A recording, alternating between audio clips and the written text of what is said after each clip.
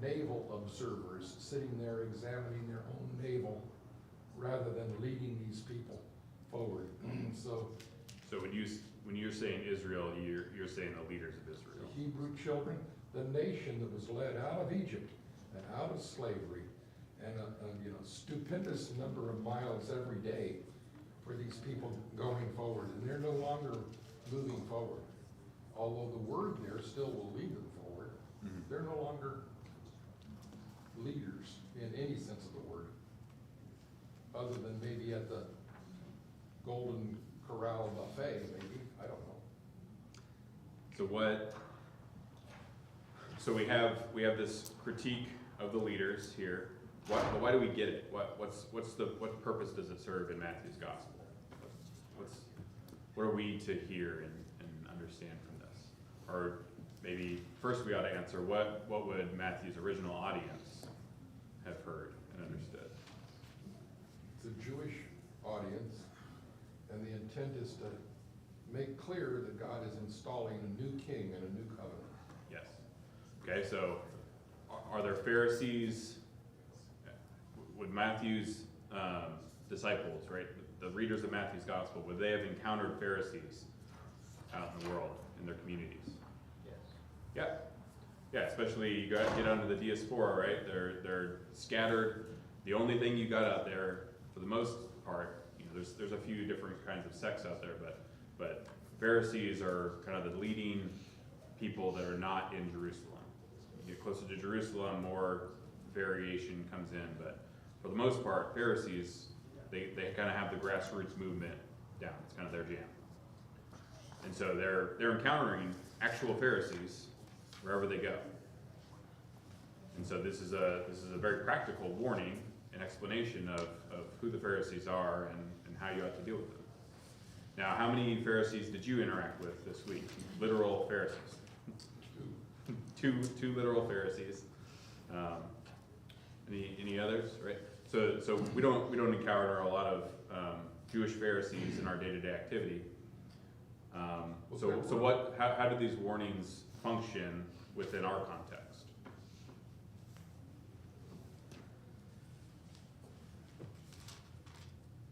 I mean, it's a pretty practical warning, right? Like, you should say this, yeah, but you should also do this. I don't know if it's any more complex than that, right? Like, I think that's it at its most basic level is like, don't be like this, Yeah. right? So you call them Pharisees or hypocrites or whatever blue elephants, like whatever you call them, don't be that way, right? The other thing that we should consider as we think about how Matthew is trying to shape us is that the ways that he's saying to be, like Jesus makes a distinction between the Pharisees and his own ministry, and he's often going after the Pharisees, I think because of how close they are to each other, not how far they are apart.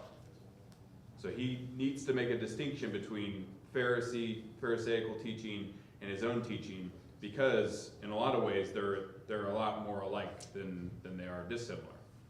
If you think about it, remember the Pharisees are they believe in the whole Hebrew Bible, right? The Sadducees would only say the Torah is inspired, and the rest of it is not.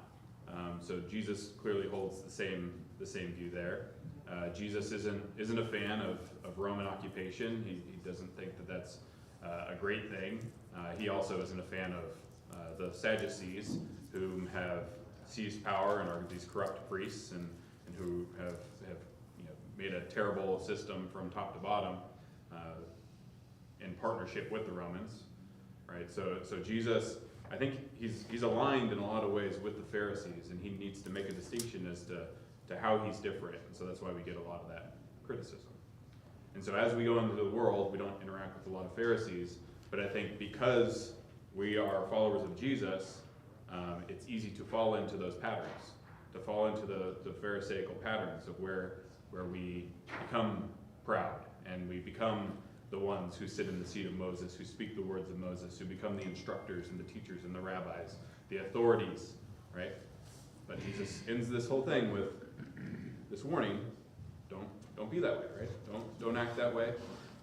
Be what you are teaching, and make sure that you're not loading other people down with burdens that they can't carry. Yeah. And that's, again, you know, the Pharisee, term Pharisee, as he uses a generalization. You know, in every organization, there's absolutely competent and extraordinary individuals that might be a Pharisee, and there are a bunch of incompetents out there. So your bell-shaped curve may be spread differently. In this particular case, by and large, 96% of these people have become fossilized in and lifting the burden. You know, this is 90% of the message of the new covenant is lifting the burden, and they won't lift a finger to lift the burden. Yeah. And I'm sure that there were a few, we could probably pick a few names out, a few good Pharisees. Sure. But by and large, they're fossilized and they're not going to move forward. Yeah, and it's like a shifting that needs to take place, and we see it a few times with Paul, Nicodemus. We see these Pharisees that are shifted, right? They see it and then they change, and then they're these wonderful advocates for the Messiah. Can you change it from the inside, or does it need to be just cut down like an axe laid to the root? Yeah, good question. It's not just a teaching about don't be like them, though. It's judgment on them. It's over. Phariseeism, scribalism, it's over. Judaism, it's over. This is the end of the line. And they don't grasp that yet, but in 40 years, there won't be any Pharisees. 30 years, 40 years, there won't be any Pharisees. It'll be over. There aren't any today. It's over. Not to speak of anyway. And it's a condemnation of all of that as well. Which, for me, I just think that should make the lesson starker. Yeah, I mean, that's what he launches into next, is Yeah. these 7 woes, right? This is all ending. This is all, may come on you, all the righteous blood shed, it's all on this. Your house is desolate, there's not, this has all come to an end, and there's not any, if you go through the woes and things, I mean, the specifics may not apply, but the problem applies. And so it's just a brutal warning to us. Mhm. Brutal, that's not the right word. Anyway, a harsh warning to us that God will not tolerate, yep, you may get by with it for a while, but He does not tolerate this among His people. And there will always be a judgment for it, a reckoning from God for it, and this is theirs. Yep. Thomas, it seems like not, I guess if you think about them at that, he was speaking to at that time,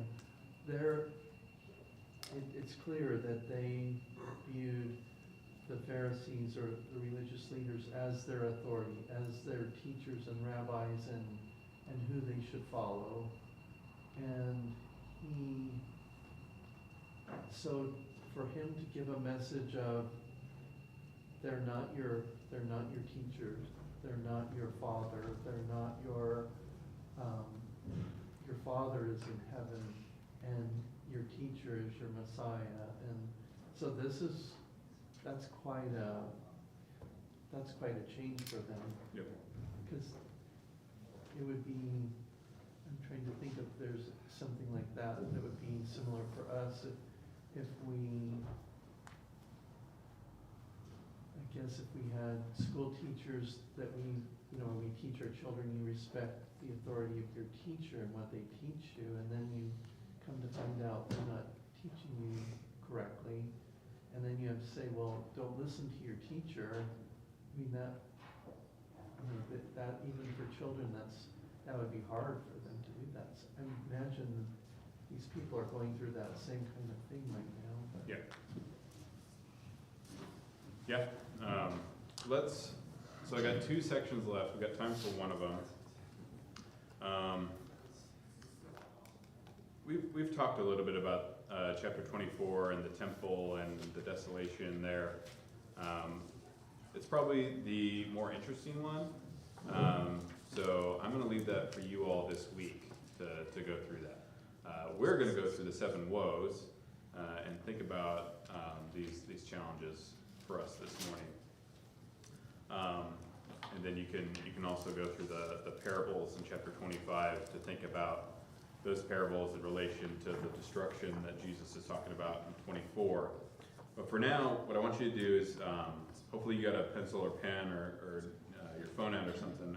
I'm going to read through the 7 woes here. So, and I want you to kind of jot down each of the woes, what you're hearing as I read through it. I'll try and not go too fast. And I think this will be helpful because I think that these woes they speak to the Pharisees at the time, right? And that's what John was talking about, right? This whole system is coming to an end, and that's what the next chapter speaks about. It's the end of this age and the beginning of a new age. But in particular, that's not where it ends, right? These woes will continue on with anyone who adopts the ways of the Pharisee, who adopts this kind of living. So that's what I want us to look at. So I'm going to start reading. Oh, mine says 8 woes. Maybe I missed one. I probably did. Anyways, the 7 or 8 woes.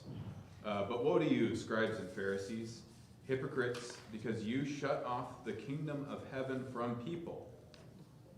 For you do not enter yourselves, nor do you allow those who are entering to go in. Shut off the kingdom of heaven. Don't allow people to enter. You're not entering yourself. Okay. Oh, here.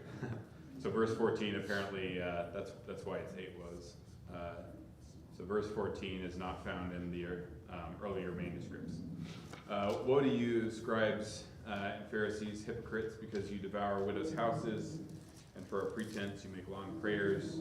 Therefore you will receive greater condemnation. 15. Woe to you, scribes and Pharisees, hypocrites, because you travel around on sea and land to make one proselyte, and when he becomes one, you make him twice as much a son of hell as yourselves. Woe to you, blind guides, who say, whoever swears by the temple, that is nothing, but whoever swears by the gold of the temple is obligated. You fools and blind men, which is more important, the gold or the temple that is sanctified? The gold. And whoever swears by the altar, that is nothing, but whoever swears by the offering on it, he is obligated. You blind men, which is more important, the offering or the altar that sanctifies the offering? Therefore, whoever swears by the altar swears by both the altar and by everything on it. Whoever swears by the temple swears both by the temple and by him who dwells within it. And whoever swears by heaven swears by both the throne of God and by him who sits upon it. Woe to you, scribes and Pharisees, hypocrites, for you tithe mint and dill and cumin, and have neglected the weightier provisions of the law, justice, mercy, faithfulness. But these are the things that you should have done without neglecting the others. You blind guides who strain out a gnat and swallow a camel. Woe to you, scribes and Pharisees, hypocrites, for you clean the outside of the cup of the dish, but inside are full of robbery and self-indulgence. You blind Pharisee, first clean the inside of the cup and of the dish, so that the outside of it may come clean also. Woe to you, scribes and Pharisees, hypocrites, for you are like whitewashed tombs, which on the outside appear beautiful, but inside they are full of dead men's bones and all uncleanness. So you too outwardly appear righteous to men, but inwardly you're full of hypocrisy and lawlessness. Woe to you, scribes and Pharisees, hypocrites, for you build the tombs of the prophets and adorn the monuments of the righteous, and say, if we had been living in the days of our fathers, we would not have been partners with them in the shedding of the blood of the prophets. So you testify against yourself that you are sons of those who murdered the prophets. Fill up then the measure of guilt of your fathers, you serpents, you brood of vipers. How will you escape the sentence of hell? Therefore, behold, I am sending you prophets and wise men and scribes. Some of them you will kill and crucify. Some of them you will scourge in your synagogues, persecute from city to city, so that upon you may fall the guilt of all the righteous blood shed on the earth, from the blood of the righteous Abel to the blood of Zechariah, the son of Berechiah, whom you murdered between the temple and the altar. Truly I say to you, all these things will come upon this generation. All right. It's 7 woes there. 7 woes to the Pharisees and the scribes. So the first one is this idea of shutting the kingdom of heaven, not entering yourself, not allowing others to enter. What's that mean?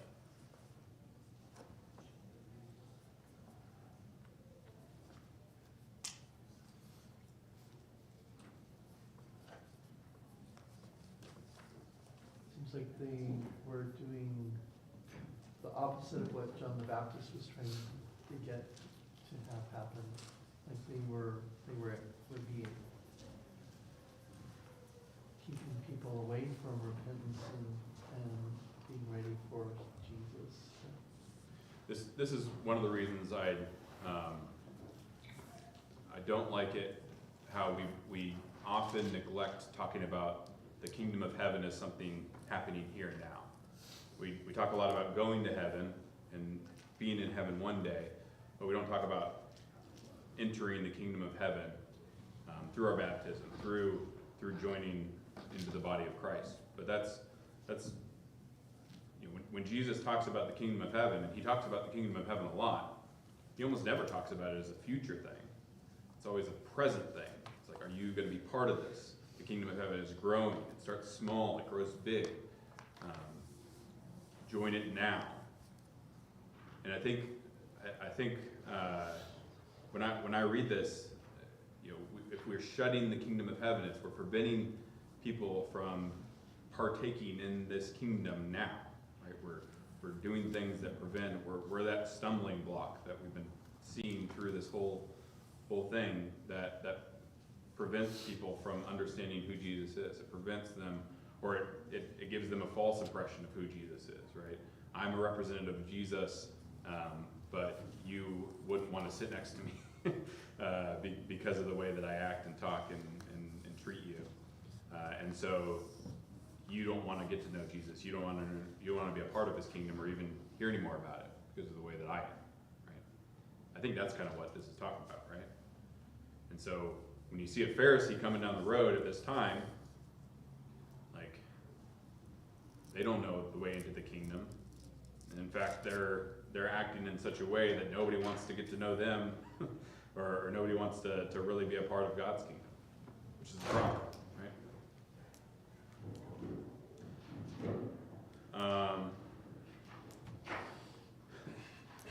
You travel, number 2 is you travel overseas and leagues to make one proselyte, and you turn him into more of a son of hell than yourself.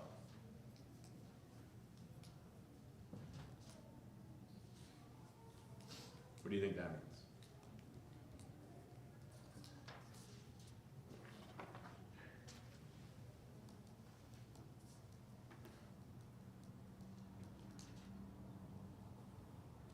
Well, this one and the last one, it's the whole issue of man-made religion.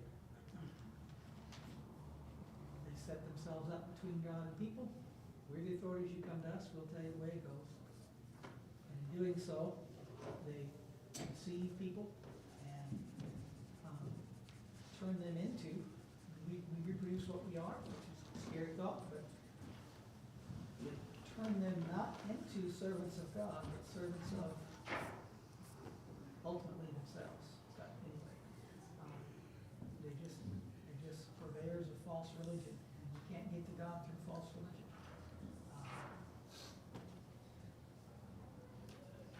They just get between God and people and then teach them their ways. Yeah, and I think this ties right into the whole biblical storyline, right? At the very beginning, you have the snake and the woman, and then there's this promise at the beginning that the seed of the snake and the seed of the woman are going to have this conflict, and the seed of the snake is going to bite the heel of the seed of the woman. The seed of the woman is going to crush the head of the snake, and then it seems through the rest of Scripture you have these people who show up and they are trying to please God. They're trying to act in a way that fulfills this promise, right? To crush the snake and to overcome the sin, to avoid this thing. But you also have this other group of people who are the brood of vipers, right? The serpents who are following after their master, and it seems like that's what this woe is about, right? It's you're making more sons of hell. You are making more snakes when you should be dying to that and becoming part of this other thing. And, you know, we can just misunderstand, we can be mistaken, and so teach things that aren't right, but they're not mistaken. It's not that they misunderstand. They are closed to God's instruction. And it's not just that they just don't know any better.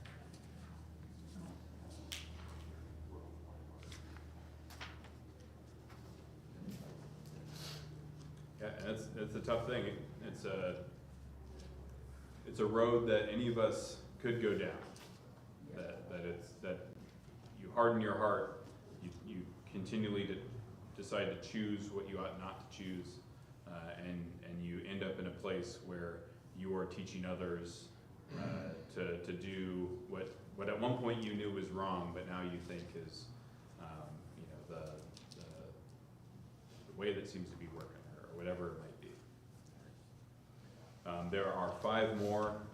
This idea of blind guides, and this idea of oaths that's come up again multiple times through Matthew. Whether to take oaths or not, and by what you might take them. That'd be an interesting study if you wanted to go and do a word study on oaths. Neglecting Torah. So this idea of tithing the mint and the rue and the cumin, mint, dill, and cumin, but neglecting justice, mercy, and faithfulness. I think that's a good lens and rubric to think about the Torah through. What does the Torah care about? What's the most important things in the Torah? Clearly, justice, mercy, and faithfulness, right? That's what Jesus says it is. And so, if you're looking at the Torah and you're not seeing justice, mercy, and faithfulness, then you're probably not reading it right. If you're seeing the cumin and the dill and the mint, then those are interesting things, but they're supposed to be pointing to the heavier matters of the law, as Jesus says. The dirty cups, whitewashed tombs. The dirty cups idea, super easy metaphor to get across to your children, right? You just leave a cup out in your backyard for a week, and then bring it in, and show it to your kids, and then wash the outside, and then put some milk in it, and serve them a cup and see what they say, right? Very, very interesting image, and it applies all the way through. And then decorating the tombs of the prophets, this idea of honoring the deeds of your fathers, which was to kill the prophets, kill those who were preparing the way for Jesus. That's what this idea connects to. All right, I'm going to leave you with two things for homework. So we got our last class next week. Is that right, Randy? Oh, he's back there. Yeah, I think next week's our last class, and then John will be taking over with Acts, which would be great. So read through the end of Matthew, probably start in 24. Read 24 in context. So we just have condemned all the leaders of the temple, and then try and figure out why we're then going to start talking about the temple, what all these predictions of desolation, destruction might mean. Really focus in on the Old Testament references. It's easy to read this chapter and to say, oh, I know what Jesus is talking about. When he says,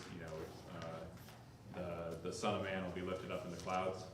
I know what that means, but when's the last time you read Daniel chapter 7?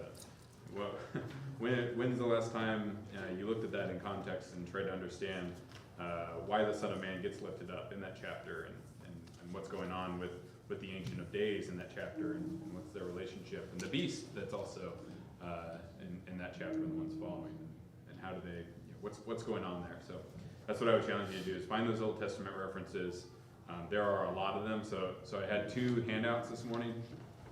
On one I have chapter 24, and it has all the references that were in the NASB, so you can, and I bolded all the ones in the Old Testament, so you can go through that this week and do some looking all that stuff up. Read the 10 verses around the reference verse, so you kind of understand what's going on. That'll help you figure it out. And then chapter 25 is some parables that reinforce the teaching. So, any other thoughts, comments, questions to wrap things up? Oh, I said I was going to give you 2 things of homework. So everything that I said in the last 2 minutes, that was your one thing. And then the other thing I want you to look up is, who is Zechariah son of Berechiah? Go find that out this week. You might have to ask ChatGPT or the internet or something to figure out who is Zechariah son of Berechiah. Have we seen him before in the Bible? What are some different theories about who that guy might be? All right, thanks.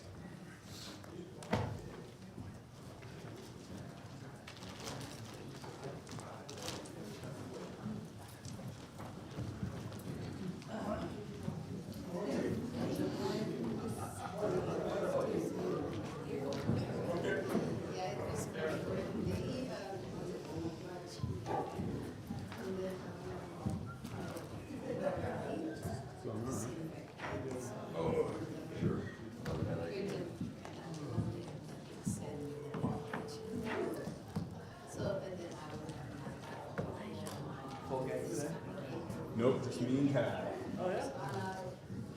Maya and That's not fun. well, it hasn't hit the rest of it. Pray for that. She's like, and that's just 20.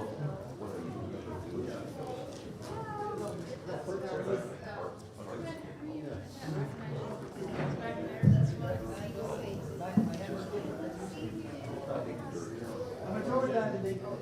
Throw me away this week.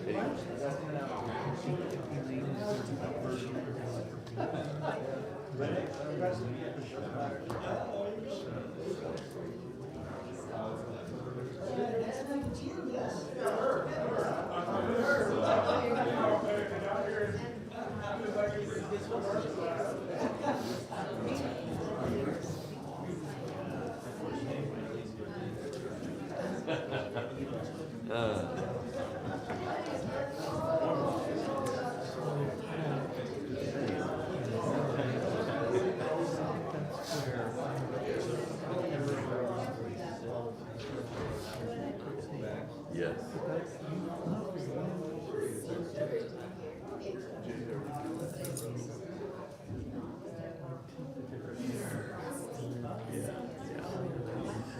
We gotta get, I gotta get that.